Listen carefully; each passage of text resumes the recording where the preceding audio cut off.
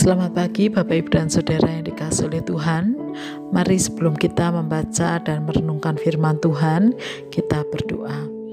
Tuhan Allah yang mengasihi kami, bantu kami agar kami setia membaca dan merenungkan firman-Mu, dan biarlah melaluinya kami boleh dikuatkan dan dituntun untuk hidup sesuai dengan kehendak-Mu. Di dalam nama Tuhan Yesus kami berdoa. Amin. Bapak, Ibu, dan Saudara, kita akan membaca firman Tuhan dari kitab Yeremia pasal 20. Demikian, Pasihur bin Immer, imam yang pada waktu itu menjabat kepala di rumah Tuhan, mendengar Yeremia menubuatkan perkataan-perkataan itu. Lalu Pasihur memukul Nabi Yeremia dan memasungkan dia di pintu gerbang Benyamin yang ada di atas rumah Tuhan. Tetapi ketika Pasihur keesokan harinya mengeluarkan Yeremia dari pasungan itu, berkatalah Yeremia kepadanya, Tuhan akan menyebut namamu bukan Pasihur, melainkan kegentaran dari segala jurusan. Sebab beginilah firman Tuhan, sesungguhnya aku akan membuat engkau menjadi kegentaran bagimu sendiri dan bagi semua sahabatmu. Mereka akan rebah mati oleh pedang musuhnya di depan matamu sendiri, dan seluruh Yehuda akan kuserahkan ke dalam tangan Raja Babel yang akan mengangkut mereka ke dalam pembuangan ke Babel dan memukul mati mereka dengan pedang. Juga harta benda kota ini, segala hasil jerih payahnya, segala barangnya yang berharga, dan segala barang perbendaraan Raja Yehuda akan kuserahkan ke dalam tangan musuhnya, yang akan menjarah, mengumpulkan dan membawa semuanya itu ke Babel. Mengenai engkau, hai Pasihur, dan semua orang yang diam di rumahmu, kamu akan diangkut tertawan, engkau akan sampai ke Babel dan akan mati di sana dan akan dikuburkan di sana. Engkau ini dengan semua sahabatmu yang kepadanya engkau telah bernubuat palsu. Engkau telah membujuk aku ya Tuhan, dan aku telah membiarkan diriku dibujuk. Engkau terlalu kuat bagiku, dan engkau menundukkan aku. Aku telah menjadi tertawaan sepanjang hari. Semuanya mereka mengolok-ngolokkan aku. Sebab setiap kali aku berbicara, terpaksa aku berteriak, terpaksa berseru, kelaliman, aniaya. Sebab firman Tuhan telah menjadi cela dan cemooh bagiku sepanjang hari. Tetapi apabila aku berpikir, aku tidak mau mengingat dia dan tidak mau mengucapkan firman lagi demi namanya, maka dalam hatiku ada sesuatu seperti api yang menyala-nyala, terkurung dalam tulang-tulangku. Aku berlelah-lelah untuk menahannya, tetapi aku tidak sanggup. Aku telah mendengar bisikan banyak orang. Kegentaran datang dari segala jurusan. Adukanlah dia, kita mau mengadukan dia. Semua orang sahabat karibku mengintai apakah aku tersandung jatuh. Barangkali ia membiarkan dirinya dibujuk sehingga kita dapat mengalahkan dia dan dapat melakukan pembalasan kita terhadap dia. Tetapi Tuhan menyertai aku seperti pahlawan yang gagah. Sebab itu orang-orang yang mengejar aku akan tersandung jatuh dan mereka tidak dapat berbuat apa-apa. Mereka akan menjadi malu sekali sebab mereka tidak berhasil.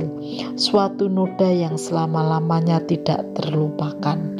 Ya Tuhan semesta alam yang menguji orang benar, yang melihat batin dan hati, biarlah aku melihat pembalasan-Mu terhadap mereka, sebab kepadamu lah kuserahkan perkaraku.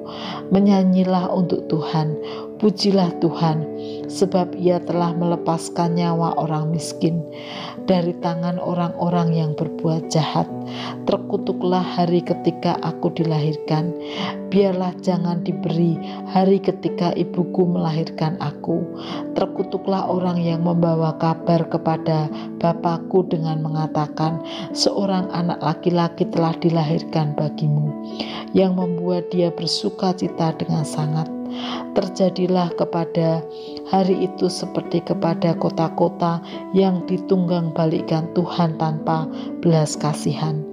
Didengarnyalah kiranya teriakan pada waktu pagi dan hiruk pikuk pada waktu tengah hari. Karena hari itu tidak membunuh aku selagi di kandungan, sehingga ibuku menjadi kuburanku dan ia mengandung untuk selamanya. Mengapa gerangan aku keluar dari kandungan, melihat kesusahan dan kedukaan, sehingga hari-hariku habis berlalu tanpa malu.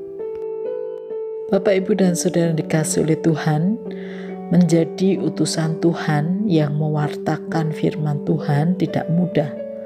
Demikianlah yang dirasakan dan diungkapkan oleh Yeremia pada Tuhan. Ia mengalami siksaan fisik seperti dipukul dan dipasung. Ironisnya, yang melakukan adalah orang-orang yang mengaku nabi Tuhan, padahal palsu. Yeremia juga sering diolok-olok oleh karena pemberitaan firman yang dilakukan. Bahkan sahabat-sahabatnya sendiri menunggu Yeremia tersandung dan jatuh.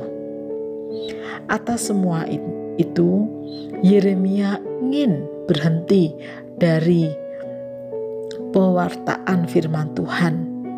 Namun hatinya terus diliputi oleh kobaran api untuk memberitakan firman Tuhan.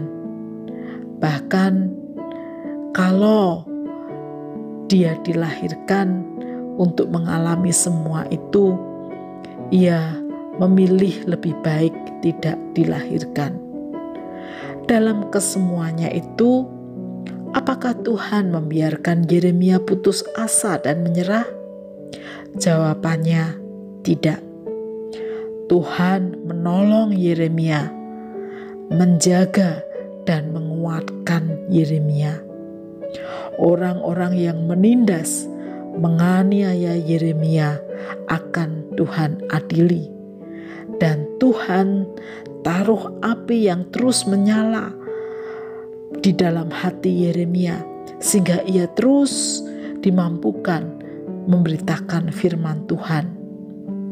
Dan Tuhan tidak pernah salah dalam memilih utusannya.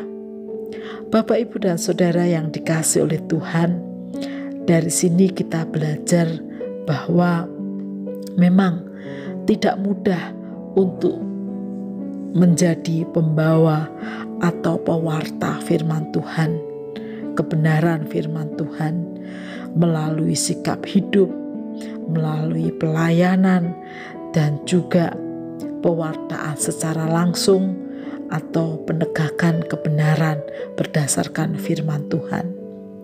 Ada banyak tantangan yang harus kita hadapi, dan tak jarang kita merasa amat berat ketika harus menghadapi tantangan-tantangan tersebut.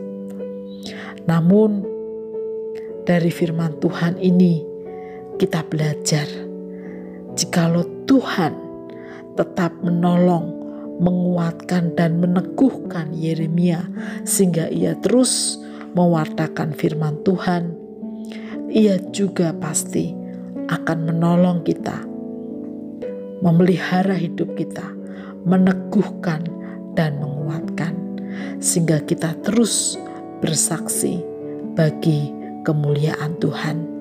Mari kita berdoa.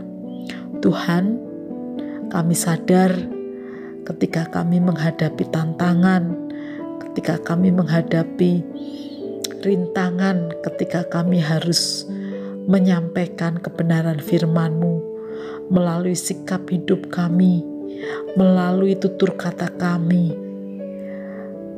Mari Tuhan, kiranya Engkau yang akan menolong dan memampukan kami.